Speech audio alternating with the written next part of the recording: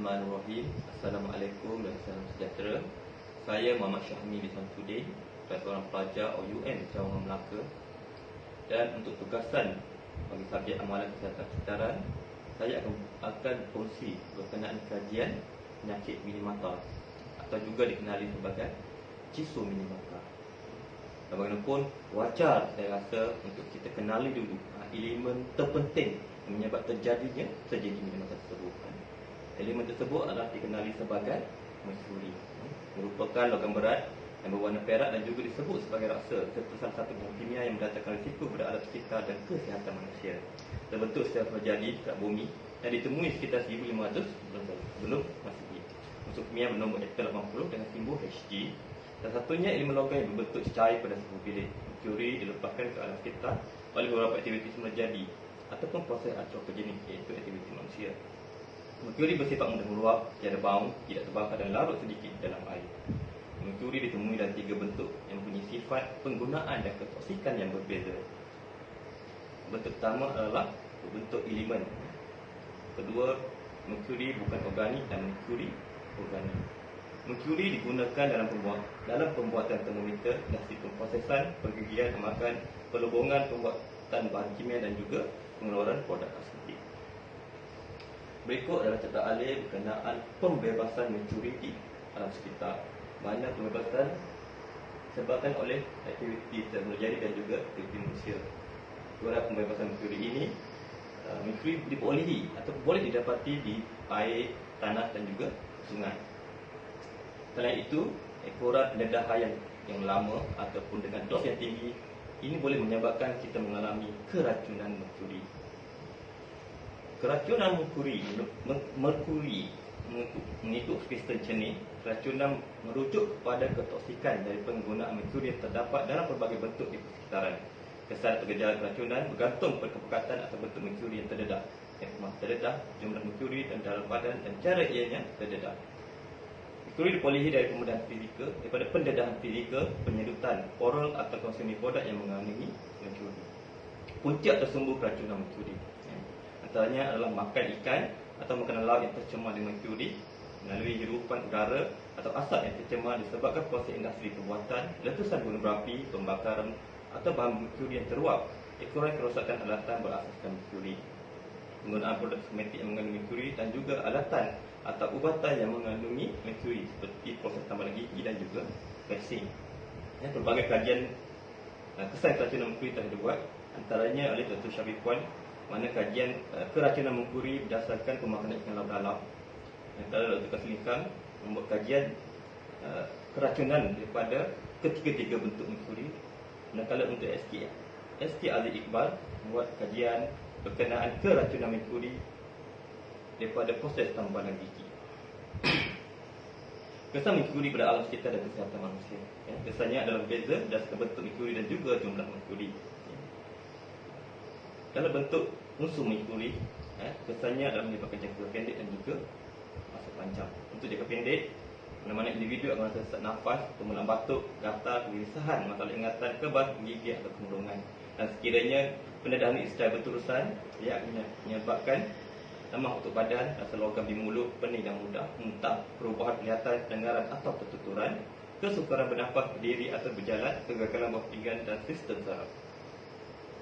Adalah keracunan dalam bentuk bukan organik yang menyebabkan kesan pada buah pinggan dan sistem gastrosus, di mana kerosakan sel ginjal disebabkan pengumpulan merkuri akan menyebabkan kegagalan buah pinggan dan boleh menyebabkan kematian. Kalau kesan gastrousus pula adalah sakit perut, loya, muntah, tidak beres darah atau nekrosis usus. Ia juga boleh membawa kematian. Kalau untuk bentuk merkuri organik terdiri daripada merkuri yang terkandung dalam ikan atau kerang. Kesan menyebabkan sistem psikologi, sistem pernafasan, sistem integumentari, sistem darah, hati, buah pinggan dan juga sistem perbiakan. Kesan perkanan elektrik itu menjejaskan kemahiran motor, kemahiran belajar, kesukaran bertutur dan membantukan perkembangan fizikal. Menurut S. Bernard Nayati, Wood, Roger dan Tistok, keracunan merkuri menyumbang kepada penyakit autism. Tragedi minimata. Tragedi yang berlaku pada tahun 1950 hingga 1968 di Teluk Minamata, Jepun. penduduk dikesan mengalami masalah kesihatan yang menunjukkan simptom seperti masalah tanggung getah, sukar berjalan dan dia rasa bau serta masalah penglihatan. Malah ada antara mangsa yang lumpuh, gila, koma dan meninggal dunia. Ianya berpunca daripada keracunan merkuri organik, iaitu merkuri yang terdapat pada ikan dan kerang-kerangan di teluk minimata. Punca merkuri adalah dari sisa buangan syarikat Chisu Corporation yang terkumpul di teluk minimata. Pengambilan sumber ikan dan kerang menyebabkan berlakunya masalah kesihatan yang dikenali sebagai penyakit minimata. Penyakit yang melibatkan masalah sistem saraf pusat dan sistem kognitif. Berikut adalah lokasi kilang Chisu yang menyebabkan terjadi minimata. Kesan kesihatan dan kesetaraan penyakit minimata. Mangsa akan mengalami masalah atau sukar untuk jalan, kesukaran bercakap dan juga sawan. Masalah sistem lain yang dikesan adalah melibatkan perkembangan kognitif, kecerdasan fizikal dan pertumbuhan fizikal yang terbantu. Dalam bayi yang dilahirkan oleh ibu yang mempunyai penyakit minimata mengalami masalah fizikal dan kognitif, iaitu cerebral palsy. Kesan juga berlaku pada binatang, mana kucing didapati dalam keadaan sawan, sukar berjalan dan gila serta mati. Burung juga ditemui jatuh secara tiba dan mati. Dan penemuan ikan-ikan mati di permukaan laut di teluk minimata. Persekitaran juga terjejas kerana apa merkuri masih terdapat dasar laut, dan ini menjejaskan kehidupan walaupun sisa kilang telah dihentikan. Ekonomi terjadi minimata itu, mangsa telah membuat tindakan undang-undang mana tahun 1969, masa mengumpulkan tentang mahkamah terhadap Cisco Corporation dan kerajaan Jepun. Kejaraan 4 tahun dan mahkamah memutuskan pihak syarikat perlu membayar kepastian kepada mangsa penyakit minimata. Undang-undang Kawalan Pencemaran telah diwakilkan pada tahun 1970 yang bertujuan mencegah pencemaran air kawasan awam, mengawal sistem pembuangan kilang kawasan awam, melindungi kesihatan manusia dan persekitaran tempat tinggal, melindungi dan memperuntukkan papasan kerosakan pada mangsa. Tahun 1979, Mahkamah Tinggi dan Mahkamah Agung telah jatuhkan hukuman 2 tahun penjara terhadap Presiden Chisu dan penyelidikan ini atas kesalahan menyebabkan kematian dan kecederaan yang serius tahun 2010, dan Jepun juga bersetuju untuk membayar papasan pada mangsa minimata yang belum disahkan. Lain pada papasan, kerajaan Jepun juga mewujudkan pusat latihan bagi mangsa minimata yang dikenali sebagai hot house atau hot house sebagai satu tanggungjawab kerajaan kepada mangsa yang terjejas. Terdapat 5 langkah yang digunakan oleh kerajaan Jepun dalam mengurangkan atau menyahkan penyakit minimata. Yang pertama adalah penutupan sumber pencemaran. Kerajaan Jepun telah arahkan syarikat Chisu untuk memberhentikan proses pembuangan sisa ke laut. Penutupan sumber pencemaran dapat mengurangkan kandungan merkuri pada air laut. Pengeluaran melibatkan produk yang mengandung merkuri juga telah ditamatkan oleh syarikat Chisu pada tahun 1969. Yang kedua, melibatkan kawalan saluran dan sistem pembuangan. Semua saliran sisa buangan dikawal dan perlu mematuhi undang-undang yang dibuat pada tahun 1970, itu Undang-Undang Kawalan Pencemaran Air. Yang ketiga, pemulihan persekitaran yang terlibat. Dasar laut yang terdapat endapan merkuri telah dikorek dan dibuat bertahap 40% bagi memastikan endapan merkuri berada dalam paras minimum. Yang keempat, melibatkan kawalan dalam penangkapan ikan dan membuat jaringan persempadanan. Larangan penangkapan ikan di teluk minimata telah dikeluarkan. Tempoh masa ditentukan oleh kerajaan Jepun berdasarkan penemuan yang dibuat oleh mereka. Kawasan laut yang terlibat di kawasan jaring bagi memastikan kehidupan laut kawasan terlibat tidak merebak ke kawasan laut yang lain. Kebenaran penangkapan ikan hanya dibenarkan setelah kebenaran pihak berkuasa dikeluarkan. Ini memastikan tidak lagi penduduk yang terdedah pada ikan yang tercemar dengan merkuri sekaligus mengurangkan masa keracunan merkuri. Dan akhirnya, pemantauan kualiti air dan kawasan yang terlibat.